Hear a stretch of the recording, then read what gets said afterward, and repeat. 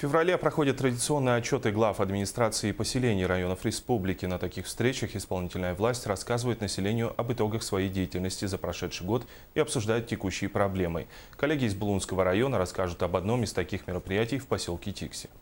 Глава района Шахурдин Константин Николаевич кратко рассказал о достижениях работ за прошлый год.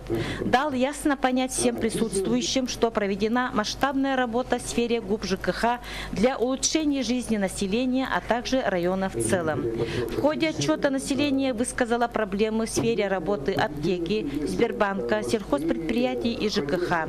Председатель общественного совета поселка Тикси Асаева Татьяна Николаевна от имени жителей попросила рассмотреть возможность о приобретении спецтехники по уборке мусора.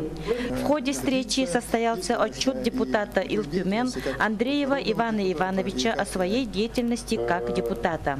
Совместно с администрацией Улуса, со стороны народных депутатов, это Голомарева Елена Христофоровна, это меня как тоже депутата, я думаю, что мы сумеем поддержать и продолжить все хорошие начинания, которые сегодня в Улусе есть. В эти дни будет подписано соглашение о сотрудничестве между муниципальным образованием Булунский Улус-район и открытое акционерное общество Нижнеленское. Работа администрации по итогам 2015 года оценена удовлетворительно. Ольга Григорьева, Валерий Савельев, НВК Саха.